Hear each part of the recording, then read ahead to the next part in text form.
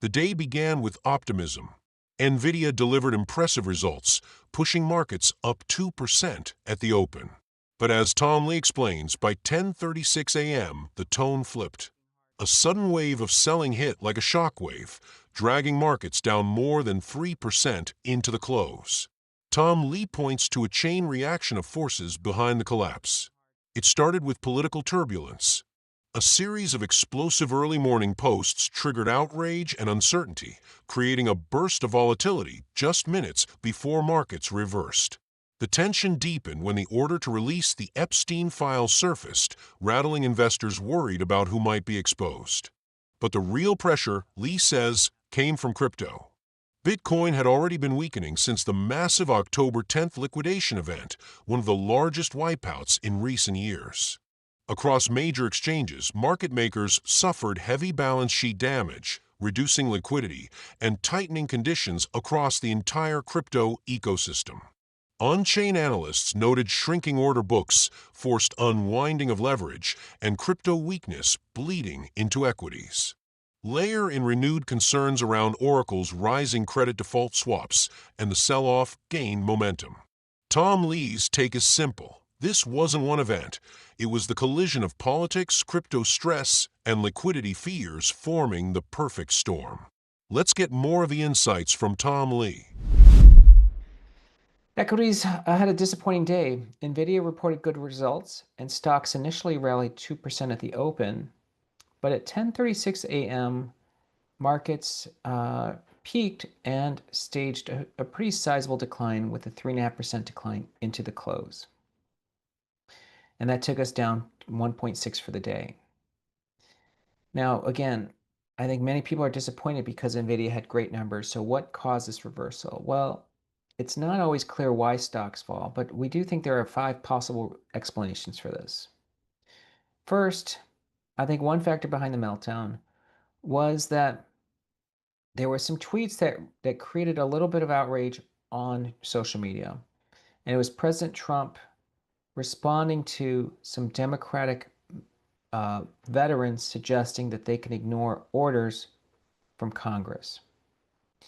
And that first tweet was at 9:17 a.m. The second one came at 10:21 a.m. He said, seditious behavior punishable by death. Now, notice the timestamp. That's 10:21, and the market turned down just a few minutes later. That tweet led to Democratic Congress members and leaders protesting the death threats against Democratic members. Now, the second thing that I think did contribute to the decline is the release of the Epstein files. So President Trump signed the Epstein Files Transparency Act into law and now has ordered these files to be released. There's going to be a lot of people in those files. In fact, for instance, here's someone pointing out that it could even embarrass many donors, billionaire donors. So you can imagine there might be investors who are just nervous who's going to be on that list, and it's revealed. Does it do something to markets? I think that contributed to some of the nervousness today. The third factor is crypto. Bitcoin has been selling off recently and generally has led the equities, but you can see at the open, Bitcoin peaked and began to weaken at 9:30, and the S&P followed basically an hour later. This has been the case for some time. It's something I've pointed out, that Bitcoin has been leading the S&P. For instance, Bitcoin peaked on October 10th. That's right before we had that liquidity shock, which ended up being the biggest liquidity shock in the history of crypto, wiping out more than 2 million accounts. And Bitcoin's been falling since. But as you can see here, this has led to the S&P spider peaking on October 29th. And it's something I was interviewed on CNBC today, and I mentioned that since October 10th, there was this feature called ADL that caused a significant amount of liquidations, and it was really due to a pricing error. But that pricing error has not has created significant holes in the balance sheet. In other words, the reason crypto has continued to have lingering weakness is that market makers who play a critical role in crypto have weakened balance sheets from that liquidation event on October 10th. Now, market makers are essential to crypto liquidity. They're essentially acting like central banks because they provide liquidity. And their pulling back is the equivalent of QT for crypto. So you can imagine crypto is suffering from tightening conditions along with a hawkish Fed. Now, in 2022, when a similar event happened because of FTX, it took 6 to 8 weeks to recapitalize those market makers and for market function to recover. So we're about 6 weeks into this process.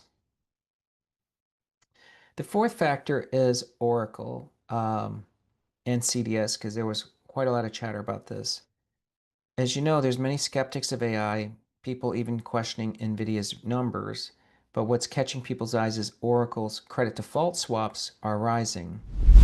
In a recent CNBC interview, Anthony Pompliano painted a clear picture of the crypto crash.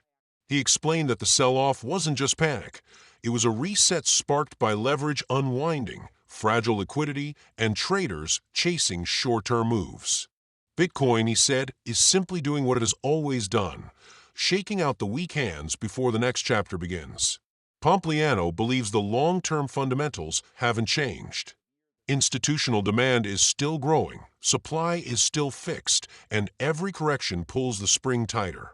His message is simple: volatility hurts, but the future remains bright. Let's get more of his insights.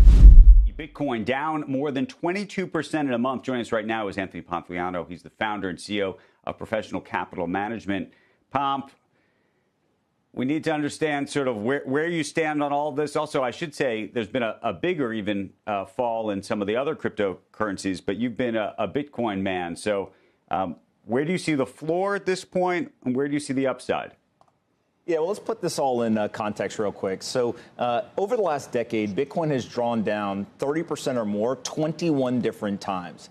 Of that, 7 of them have been 50% or more. That's like having a global financial crisis every year and a half for a decade. So Bitcoiners are used to this. Now, who's not used to this are the people who are coming from Wall Street. They're not used to this type of volatility. You know, global financial crisis, there is literally people still fearful of that happening again.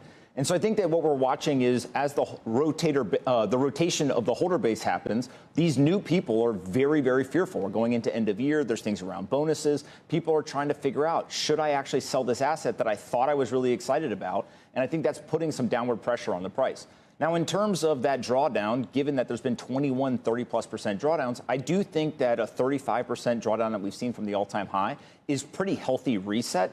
And I think that there's a question in the industry. Is this going to be one of these very large drawdowns that we've seen in terms of these bear markets of 70, 80%? Or is this simply something that is more normal? And we should expect this reset to then provide a new base, and then we go back to all-time highs over the next couple of weeks or months. And where do you stand on that question that you just posed yourself? You know, I heard something pretty interesting. Matt Siegel over at Van Eck said, well, Bitcoin's, in terms of Bitcoin's volatility, it's been cut in half over the last year or two. And so if that's the case, if we're used to 80% drawdowns, maybe now the drawdowns are about 40%, right? You would expect that if the volatility has been cut in half.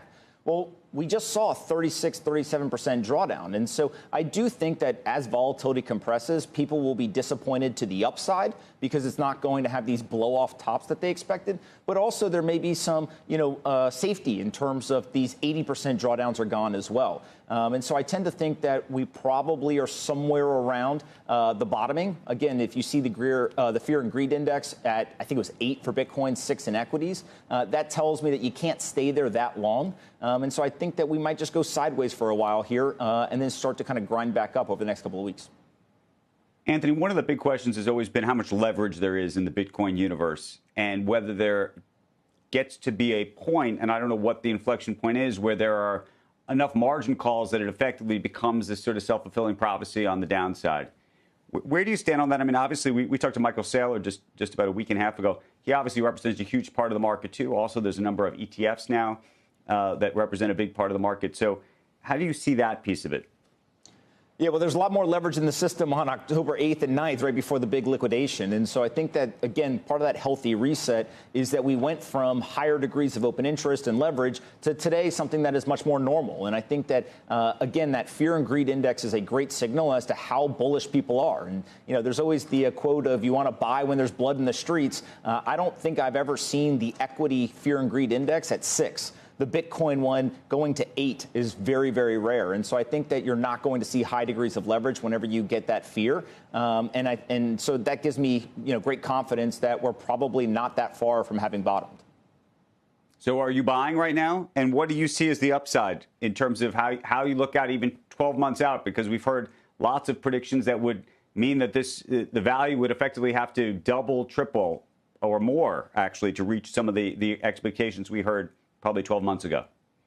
Yeah, I've been coming on the show for a long time, and every year I try to end up with more Bitcoin than I started the year with. This year I will have accomplished that, and also I will end Q4 with more Bitcoin than I started Q4 with. And so I think that if you've been doing this for a while, you understand that this is part of the volatility. The volatility is actually a strong signal. It's not a negative. I actually would be worried if Bitcoin's volatility essentially was zero. You need volatility for the asset to go up.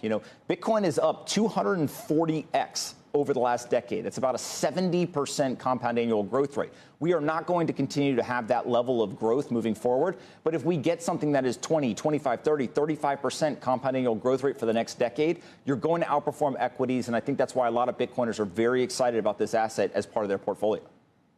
Do you feel the same way about Ethereum or Solana? I should say, by the way, down even more than Bitcoin.